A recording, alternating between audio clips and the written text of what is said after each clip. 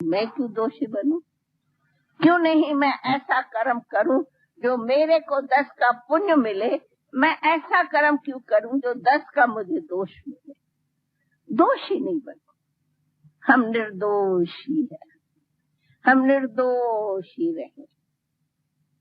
हमें दोषों से मुक्त होना, दोषों से मुक्त होना ही जीवन मुक्ति है। तो हम ना तो दोषी बने, न दोष दृष्टि रखे, न दोषों के हम हिसाब किताब बने। न किसका दोष देखो, न तू दोषी बनो, न तेरे कारण दूसरे दोषी बने। कोई हम निर्दोषी। और हमें फिर दूसरी बात, कई बार पूछती हूँ, आखिर तो हम अपने आप के प्रिय है या हम बाप के प्रिय है? जो बाप को प्यारा वो ही हम लिए प्यारा है। अगर मैं अपने मन इच्छित प्यारी चीजें करूंगी तो मन इच्छित तो कई प्रकारों की मायाएं आएंगी। तो मैं अपने माया के मन इच्छित फलों को नहीं खाना है, लेकिन बाप के मन इच्छित फल खाना है। अगर हम भगवान के मन इच्छित फल खाएंगे तो वो कितने हमारे महान होंगे। वो हमारी सर्व मन इच्छित माना सर्व कामनाएं पूरी करता, और अपनी मन इच्छित कामना रखी तो इतनी अल्प इच्छा पूरी होगी, और उनकी रखेंगे तो सर्व इच्छाएं पूरी। इसलिए हमें उनकी मन इच्छित पर चलना है। अपनी मन इच्छित 63 जन्म अपने मन इच्छित फल खाके तो नीचे गिरे। अभी हम भगवान का फल खाओगे। जब वो फल हमें खिलाता तो हम वो फल खावे, मीठा फल। हम कड़वा फल क्यों खाते?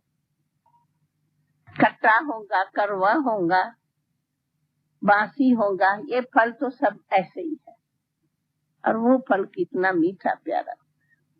इसलिए भले कई बार बाबा कहते हैं घूमो फिरो, जो चाहिए सो पहनो, करो कपड़ा गंदी, कोई भी बंधन नहीं है, लेकिन फिर भी एक बार देखा जाता ये हमारी सफेद ड्रेस, अरे कैसे लगती, हंसों की दुनिया लगती, कितना अच्छा।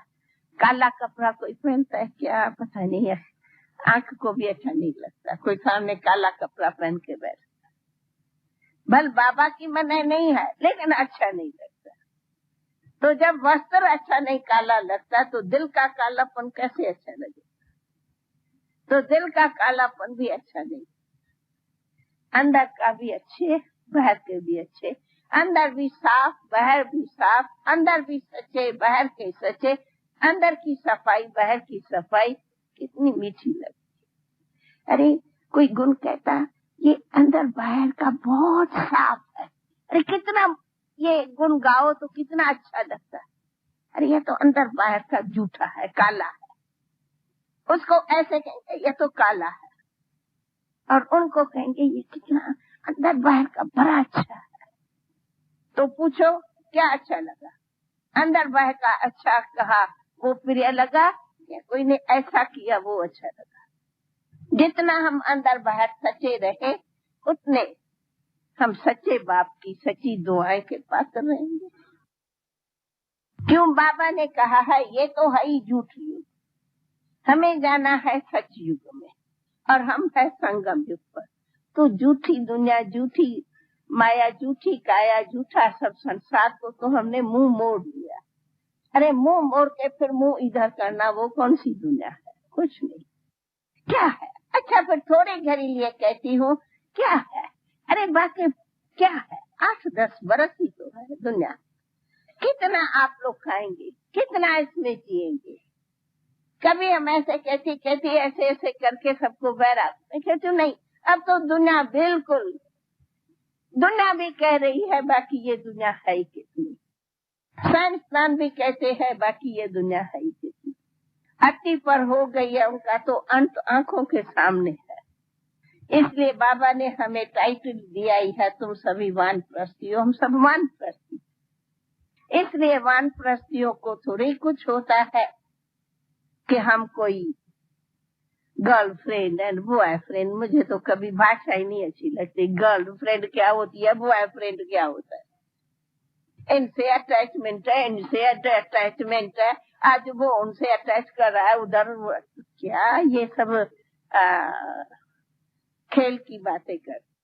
फिर मैं कई बार अपने से पूछती कि हाँ मेरी भला किससे तो अटैचमेंट होती ही नहीं है, मैं चाहती हूँ पर भी नहीं होती है जी, होती नहीं है। होती है तो सभी से होती है, तो सारी सब बाबा के बच्चों से है, पर्सनल किसी से ही नहीं। कौन है, किसको मैं देखूं, है तो सब बहुत मीठे लगते, वेरी स्वीट वेरी स्वीट, एक एक बहुत मीठे हो। हाँ जरूर ममता है तो सब में है, पूरी है, इसमें कोई शक नहीं कि दादी में ममता नहीं है, ममता है इसमें। फिर मैं कई बार कहती हूँ कि ये ममता भी तो दादी तेरी रंग है, तो कहती हूँ नहीं, बाबा कहते ये ममता तेरी प्यारी है। अच्छा रखो भले, बाबा ने ममता रखाई है, बाकी मैंने नहीं रखी। हाँ आप सभी भी बाबा के घर में नहीं होते हो तो मैं बहुत याद करती हूँ आप सबको। मैं कहती हूँ बाबा के घर में, भगवान के घर में सदैव श्रृंगार है, बागान के बच्चे आप लोग हो तो कितना ये ओम शांति भवन चमकता है। इसलिए संगठन प्यारा है क्योंकि संगम युग संगठन का है। सतयुग में तो लक्ष्मी नारायण एक महल में, फलाना उधर तीसरे महल में, वो उधर शहर में, वो उधर में, अरे क्या करेंगे, यहाँ ही तो संगठन प्यारा है। वहाँ तो अपने बैग आसक्ति से नहीं रहो पर आनंद जी, तरफदारी मेरे सब फेवरेट है, मेरे लिए सब फेवरेट है, जिस जो कहो सभी फेवरेट है। कौन फेवरेट नहीं है ये मेरे को डिक्शनरी में अभी तक तो नाम नहीं आता, ये मेरे फेवरेट नहीं है। अगर कोई का कुछ संस्कार भी है तो भी समझती हूँ हाँ न तो कल वो भी ठीक हो जाएगा, बाबा का बच्चा है कहाँ जाएगा, नंबरवार तो है। और ये भी है कि हाँ हमें लगता है कि चाहे शक्तियां हो चाहे पांडव हो, दोनों बाबा के गले के हार हो, चाहे शक्तियां हो चाहे पांडव हो, दोनों को बाबा ने कहा है मेरे गले के हार हो।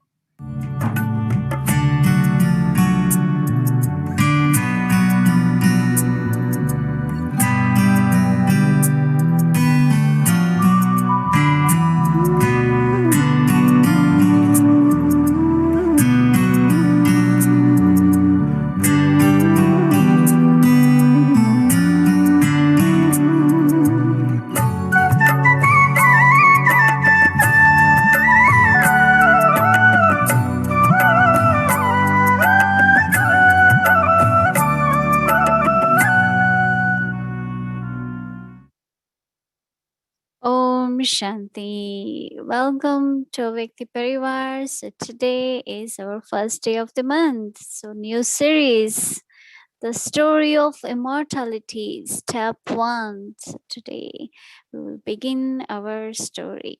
So now we will listen to Mohini Didi, and just for you all to know that after her sharing we will have story, step 1, and then it's Saturday. So we'll be having chit chat, Didi, and with the dear brother Eric. So please stay with us. Okay, now let's listen to Mohini Didi. Om Shanti. Om Shanti. Baba's lovely family, everyone from Avyakti Parivar. Since few days I start preparing to see how I can start reading Book of Immortality. even when it was written, I was part of it, but it's many years ago. So book is quite heavy, right? I was trying to manage to read and I was finding it difficult. Then yesterday I heard that they have audio of that, so I could listen. So today I played and I felt really very, very good because the first step, the way it is described, that is more like really starting a journey and was real experience. And I was so inspired by that. I made so many phone calls and said, tell the friends, contacts, every Baba's child to listen. Those who are good in reading, of course, reading is a lot in details. But this one is explaining about starting the journey and then what we experience while we are on journey. How much realization is there of what I lost and what I have to reclaim again. I was self-sovereign and I lost that sovereignty. Sovereignty is that I was, all my mind, intellect, all my organs were under my control. And whatever I wanted, I could get done. But then a time comes when I lost self-sovereignty, then they start governing the soul. And how I have to reclaim self-sovereignty. So there is a commentary, there's meditation, reflections. It's a very, very beautiful. And of course, when it is short and it's very, very clear, clearly spoken, I find. And so I will just suggest everyone that as we are starting journey, you listen to one step every day. It will be very, very helpful. Om Shanti. Om Shanti. So yes, Didi will share more afterwards. So let's start our journey, the story of immortality, a return to self-sovereignty in 31 steps. So today is step 1. So for that, I would like to invite our two angels to guide us for this inner journey of the self. Welcome.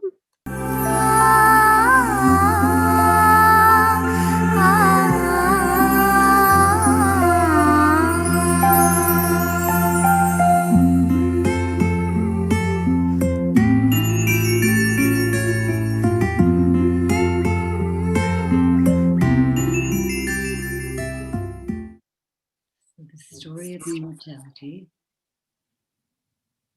Chapter 1, The Elevated Confluence Age, Passage to the New World. And Step 1, Understanding where you arrived.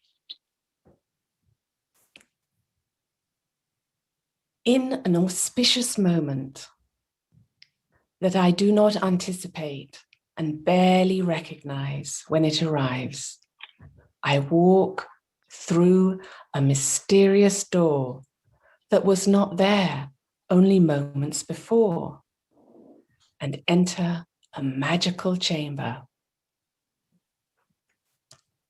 It is filled with soft white light, as if lit by 10 full moons.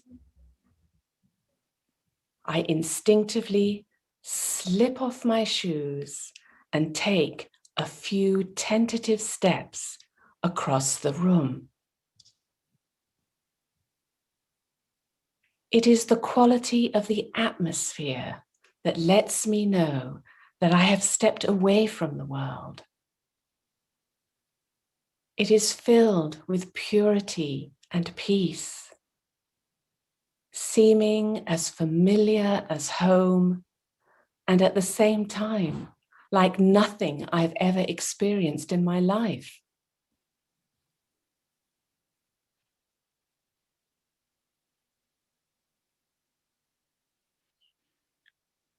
Before you walked through the door of this magical chamber, you were living in a foreign land. You have traveled far from your original home, and slowly, over a very long time, you have lost everything, including even the memory of what you once were.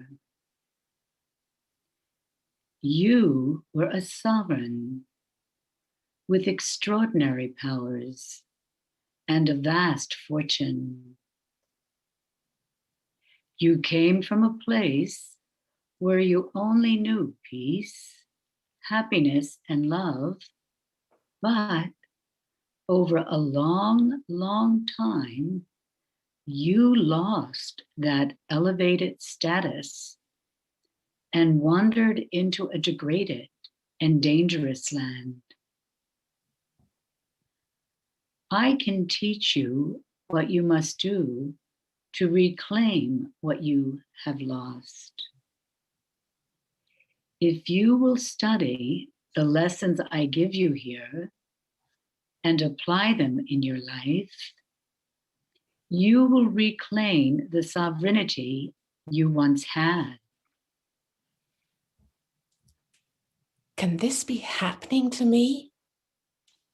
I hope this space doesn't close and the door vanishes as suddenly and as mysteriously as it appeared. This study and transformation is carried out in silence, which is the language of the original self, the soul.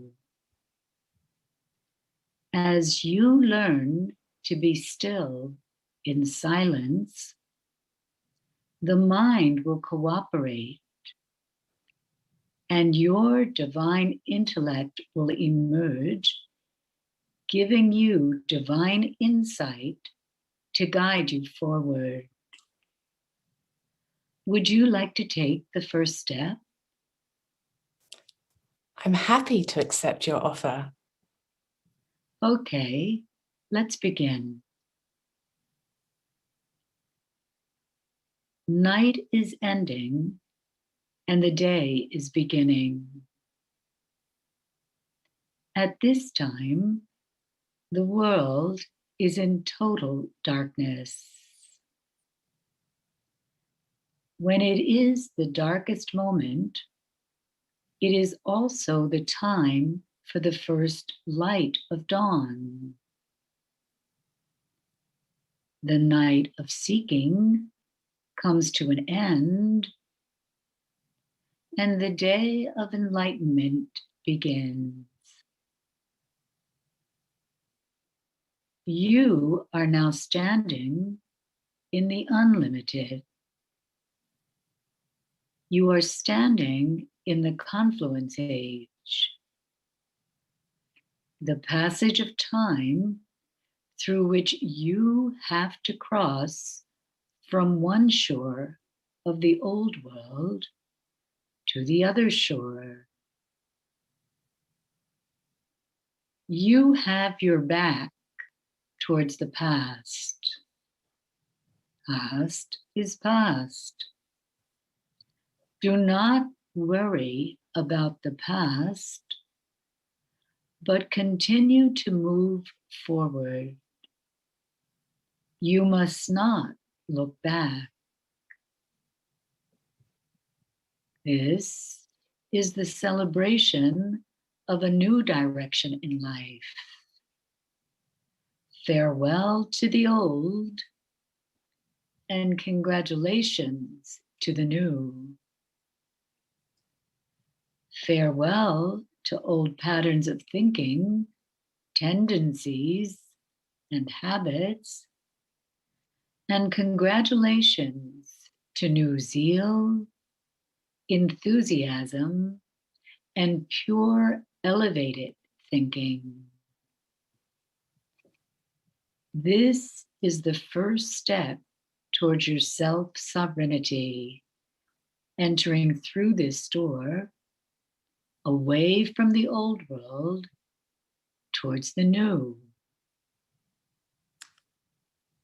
This magical place where I find myself seems to hold so many secrets and opportunities.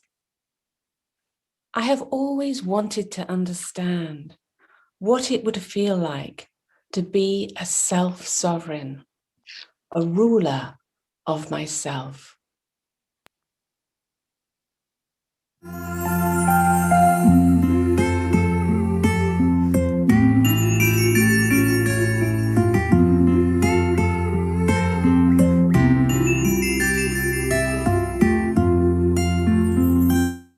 So Shanti.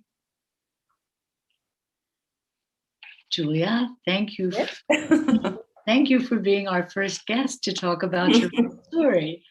So Julia will be with us for the next 3 evenings to share some of her own experiences.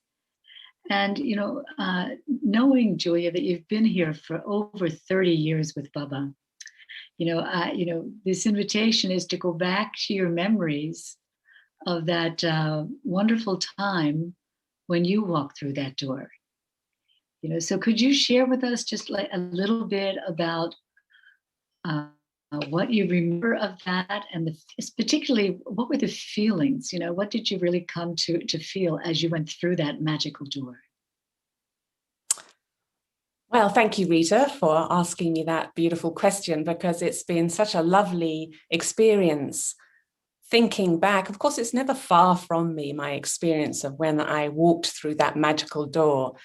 But I feel even when we started doing the story of immortality, I felt very connected to the seeker, because all those years ago, 32 years ago, when I was, I think I was just about 30 years old, and I went traveling. I was a seeker myself, and I decided that I wanted to travel across the world and explore the world, really because I was feeling a little bit like this seeker, that there was an emptiness inside. I had kind of reached a stage in my life, and even though I was very close to my family and had a lot of love and respect for them, I wanted to find out what sort of decisions I would make if I was completely on my own, if I was stepping out into the world and had to decide whether I would turn left or right at any given moment. And so I went traveling, and I was traveling, I was actually in Indonesia, in Bali, in Indonesia, and I came across the Brahma Kumaris through a brother, an Australian brother, who was living there at that time. And so my experience of stepping through this magical door was very much like is portrayed in the story, as I know that all of you are going to be, we've only done an excerpt, so you're all going to be finding out more for yourselves. But it really was like stepping through a magical door. Already I was traveling in a foreign land, but this was like going to an even more of a dimension. And I was listening to new things and learning new things, and I felt this sort of excitement about getting close to the truth. I mean, everything that I was hearing was kind of it felt so familiar, and yet totally new.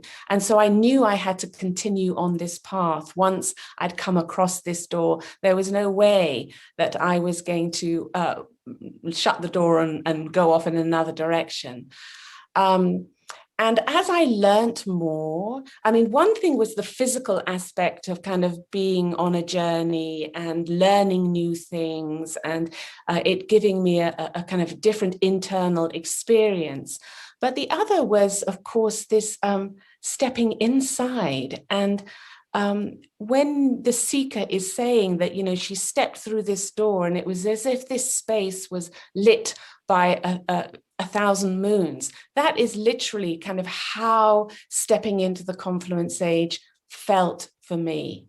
It was like this space where I was of the world, but separate from the world. And this separate world was so light. The feelings that I had was light. It was as if when I was looking out through my eyes, the world seemed light to me.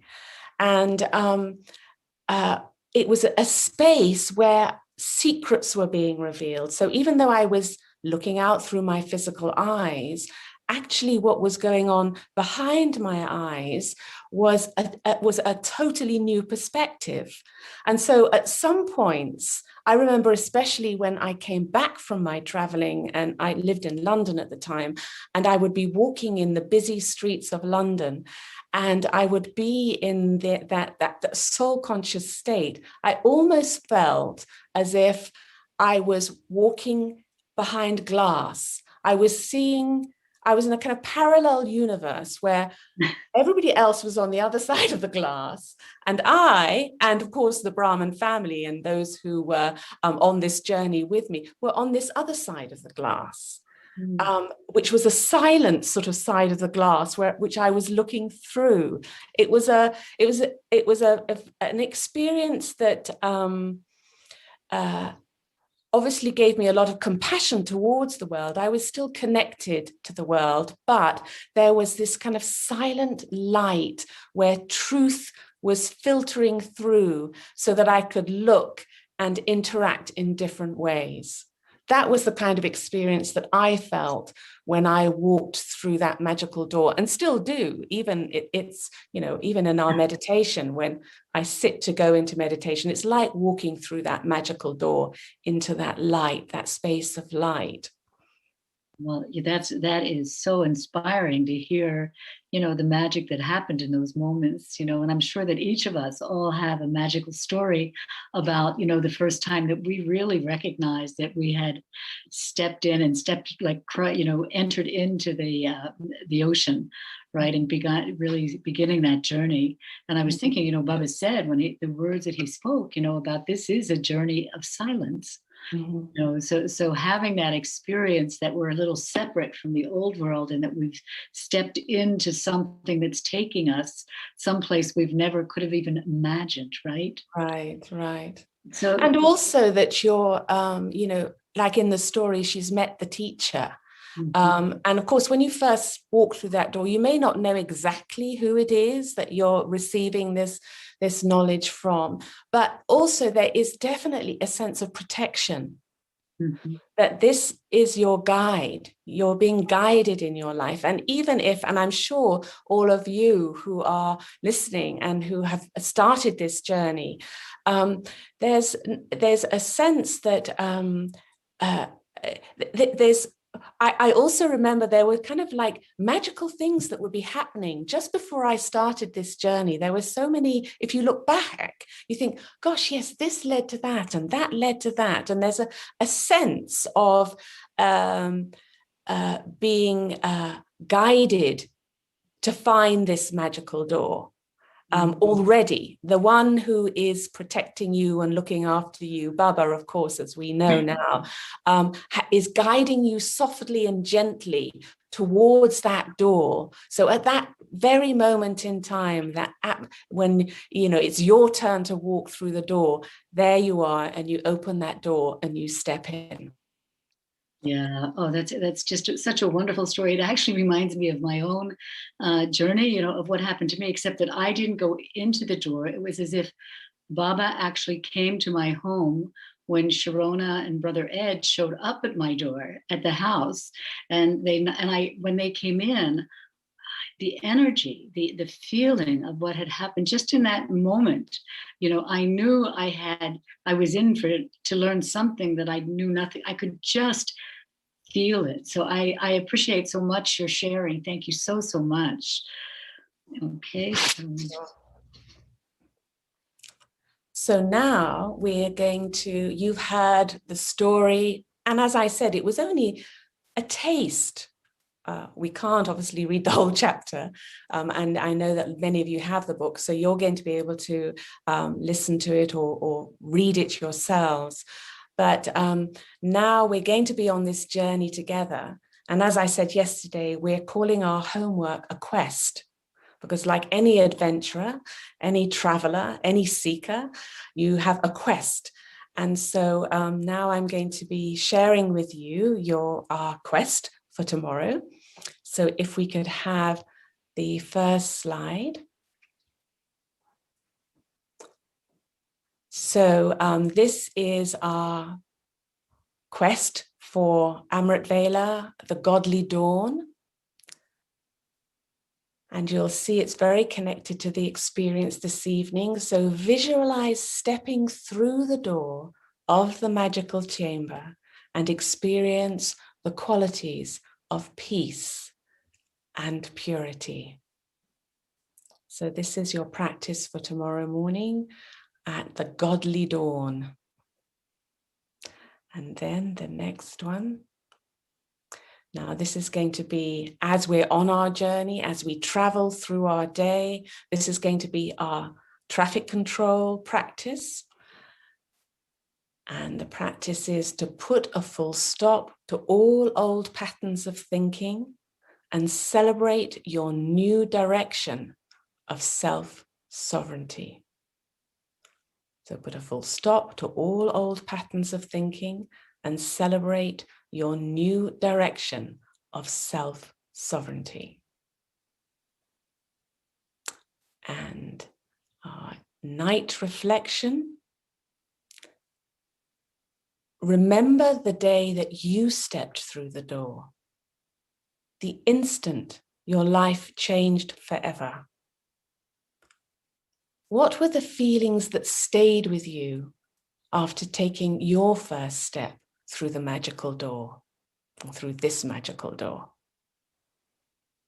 So remember the day you first stepped through the door, the instant your life changed. What were the feelings that stayed with you after taking your step through that magical door? And as I explained yesterday, you can write down 8 words that describe your feelings of walking through that door. Or you can draw an illumination, which is using 1 word and drawing a picture around that word to describe the feelings that you had. So this is your homework for tomorrow. And also, I'm just, as we were saying, that you have, perhaps most of you anyway, have a copy of the book or have access to the book in some way. So it's probably a lovely idea when you're following along with us. We're going to be doing the first chapter over the next 3 days. This will be giving you an opportunity to read in more detail and absorb yourself in the book. So we really suggest that you do that. And you can see here the step 1 here is, it's actually step 1, which is for tomorrow, and that is understanding where you have arrived. That's what the practice is. And also, just before we hand back to Avyakt Parivar, I just wanted to acknowledge here the other members of the team who created this book, The Story of Immortality. So, of course, it was Sister Mohini's inspiration that brought together the whole team. And then the other team members were Uncle, our lovely Uncle, and Sister Gayatri, and Judy, and Brother Eric from New York, and Sister Wadi from Miami, and Sister Carol from here in New York, and of myself and Rita. So that was the team that created this book. We just wanted to mention everybody, of course, because it's not just us. So thank you. Om Shanti. Om Shanti. Om Shanti. Thank you very much, Sister Julia and Sister Rita. That was a wonderful beginning. And yes, we are on the journey together and we will enjoy more and more day by day. So thank you for the homework also. And now let's move forward. So welcome to Avekti Journey. It's a Chitchat day, sharing from the heart that touches the heart. So would like to welcome our dear brother, Eric. Welcome. Om Shanti, dear Mohini Didi, and loving greetings to each and everyone. So nice to be with the family. And yes, as Mohini Didi mentioned, a lovely family. Such a great idea to have many faces coming to Avyakti Parivar. I don't know what you think, Sister Mohini, but to me it feels more and more like this is a very big hit TV show every week, and it's getting more and more complex now. Stories. We went to Subtle region. We looked at the Murleys, and to really have a chance to get closer to some of the members of the family. I know Rita, of course, and Julia, not so well, although we've been so many decades in the same family, but it's a beautiful way to get to know those angels. And the song came to my mind today a lot. There's 100,000 angels by your side. And I feel that becoming global Avyakti Parivar gave us that feeling more and more of having all those angels by our side. I hope it's okay with you, Mohini Didi. I would like to propose that we chit-chat for a few minutes about something. It's not totally connected to the topic. I don't know what the topic is actually, but looking at what happens to the world today, seeing what we have been doing for more than a year since this pandemic started, and we see how there is so much chaos in some countries. Some are doing better than others, but in India in particular, and Brazil, in some parts of the world, so many things are happening. And we know Baba has been telling us many times, things will happen all of a sudden. The theme I'd like to hear from you tonight is the state of being fully awake. And what is happening today seems to me that it requires our head to be very clear. What's happening? Where should I be? Where am I going? And that state of awakening, which could be also awareness, clarity of mind, not being confused, keeping that state of alertness and discriminating what's happening without being caught in the web. And I'd love to hear from you in terms of how to keep your stage so clear, because I think Baba needs our elevated stage to respond to the situation of the world. But it's our responsibility to keep our stage elevated. We will do so with self-sovereignty in 31 days, which is it seems to me like a new yoga exercise. Keep your self-sovereignty in 31 steps. I'm looking forward to that dance. So what is your experience of keeping your state of awareness so awake and yet not getting entangled into the web of what's happening? It's a long question. Huh?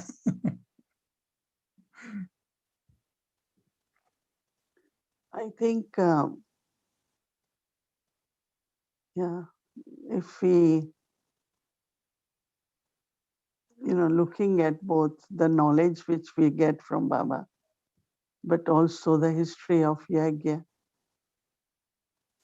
I remind myself of Brahma Baba always, that how whatever was happening, not only in the world, but also those who came to Baba, the mothers, the children, and how there was so much opposition. And, but Baba was very calm, stayed very clear, and was a detached observer. Just imagine he's watching from fifth floor window, and he's cheerful, and he's seeing that parents of these little children are coming. They want to take them to home, and children say, no, we're not going to go. And they were very, very strong. They didn't want it to go. I think that what Baba had in mind, that finally they will be liberated. That means they will become, trustee, they will grow older. So when Baba had that future vision very clear, based on that, not only he was very light and was just looking at and must be giving Sakash to, but very, very unshakable also.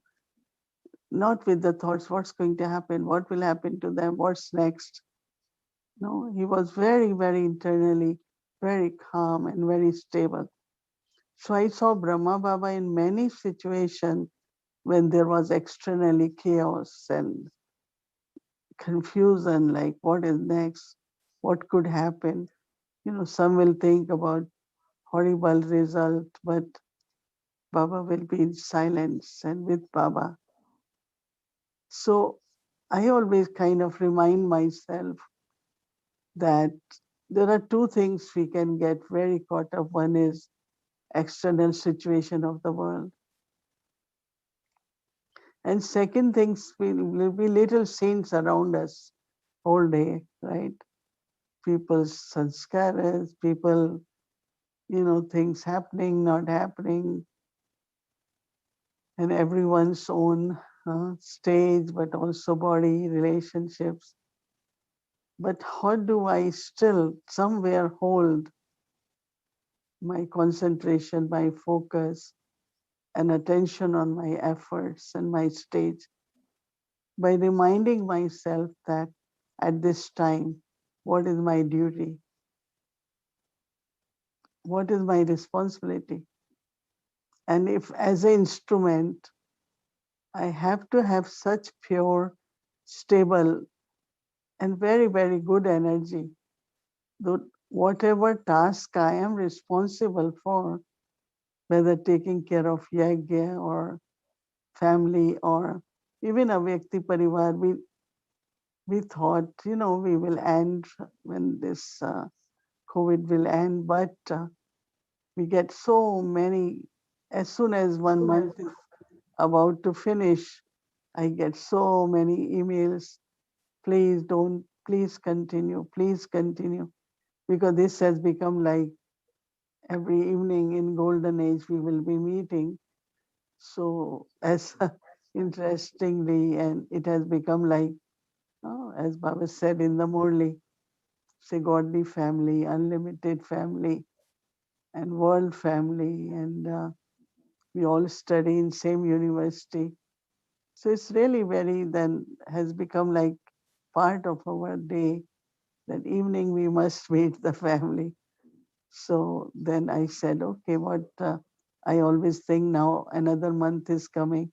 So I have to start thinking 2 months before, so that, so I had this thought that about story of immortality, why there is a big background, that why we spend so much time on that. But that I won't take. But what I'm saying, looking at outside situations, what I have done, that whatever used to kind of pull my intellect more, because I could kind of knew what next could happen politically, economically, so because I could guess, so you start thinking on that. And I didn't want it to. I just said, Baba has said all this will happen. So I blocked those kinds of news. I said, no, not this news. Those who are doing good, whatever way, my duty is to give sakash to them so that whatever good can prevail should prevail. But then on other side, it's not just we are talking about general situation, but even within our Brahmin family, now you hear it, so many main ones in hospitals, so many main ones are, getting sick. And so I think that, Thursday's message was very clear. And I really applying that when Baba said, you all have to keep your heart very clean. And also, no one has to be detached, knowing that, yes, there are bodies. And now everyone, if I take message of this one to Baba, I say, Baba, give Sakash to this one, to this one. I looked at Baba and he's smiling. And so I thought, but then anytime I gave love remembrances, those souls called, we feel better. It was good courage for those who are taking care of that. So reminding myself of my duty and instrument for yajna, sustaining yajna. So I keep myself very focused, and until now, I find that power to discern what has to be done now. We are such a big organization worldwide, but in USA also, it's quite big, and we have to help souls at all the centers to give them guidelines about opening of centers. And today we were talking a lot about how much some medical supplies everyone should have. We were talking about some generator, at least one generator everyone should have. So on one side, you have to do what is worldly and physical to kind of sustain the yajna, support the yajna, and feel that family should feel that we are sharing the care in some way or other. So listening to them and supporting them in all, even physical ways, saying, okay, we all are together, we can share. And so I think that feeling that taking that responsibility not as burden, but I enjoy it, and I'm very happy that I can use the body for service, whether it's an unlimited way or even locally or even nationally on the region, in whatever I can do. So keeping focus, being with Baba, not getting influenced, and keeping my heart clean, and very, very just, very generous. At least, okay, tell what you want, and then whatever way we could help, we are able to help. Right. You are using the word discrimination, or being able to discern clearly the situation and what is our inner state. I was using the word also awake because I'm wondering if, as a family, we are awake enough. I don't know how to say in English, awaken enough, or are we awake enough? Are we still sleeping a little bit?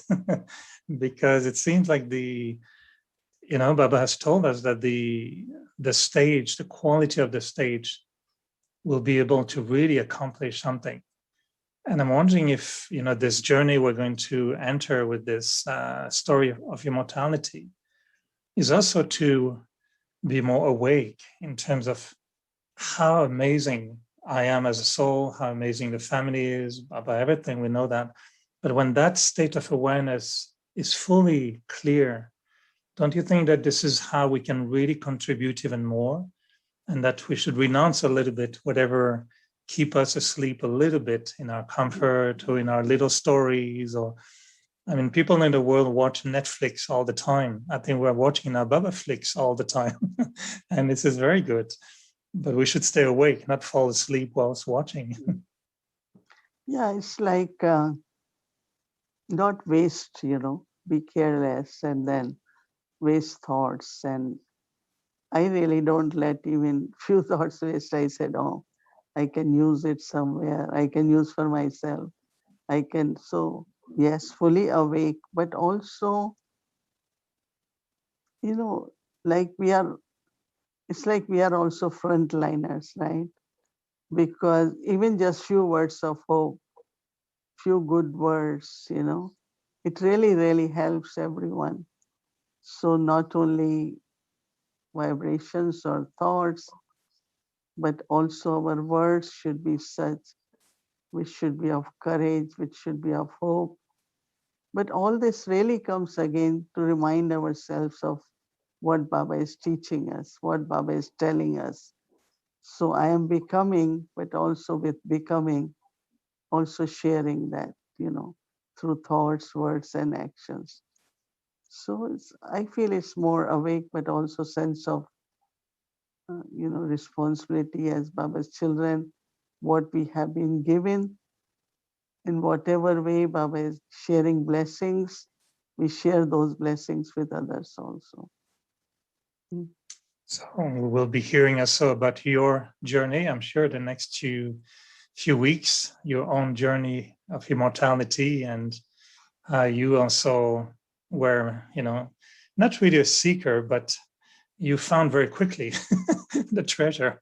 Some spend their whole life seeking, but I think you found right away. So it was not a long, you know, search for you. And happy that you are here to guide us also in finding our treasures. So we look forward to spend the next few weeks in that beautiful story of ours. And again, really acknowledging all the efforts from all the sisters. I know you've had so much help, not just from Rita and Julia, but also Avyakti Parivar teams, the translation now in 9 languages. So that's why I was singing the praise of 100,000 angels supporting us in that journey. So wishing everyone a beautiful journey in the story of immortality. I'll be looking forward to be together. So seeking in the form of wandering ends, but in form of learning continues. So one of I find, because if I want to learn, like when I was listening, when they started, the first step, I was really taking first step or taking back also when I took that first step. So we have to experience the story of immortality so that it emerges in us also, not only what we experience, but also our final destination, right? Anyway, thank you very much, Brother Eric. And thank you. And you'll find me in the book too. yeah, We all meet somewhere between the lines and between the pages. So yeah, thank you, Mohini Didi, and good night, yeah. everyone. I started listening. I really liked it. Okay, good night. Good night. They changed the picture now and I have a cloud on my head. This is very interesting.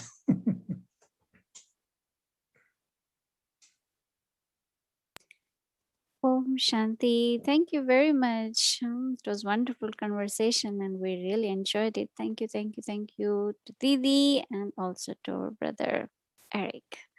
So that was wonderful start today, right?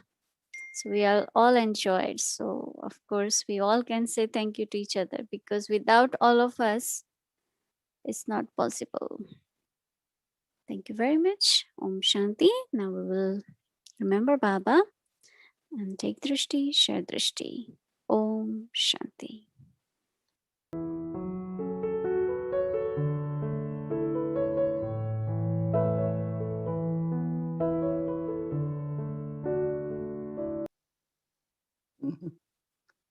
Om Shanti. Good night, everyone. Take care of yourself. Keep well. Keep safe. Om Shanti. Listen to the story of immortality. Om Shanti and good night, everyone. Good night.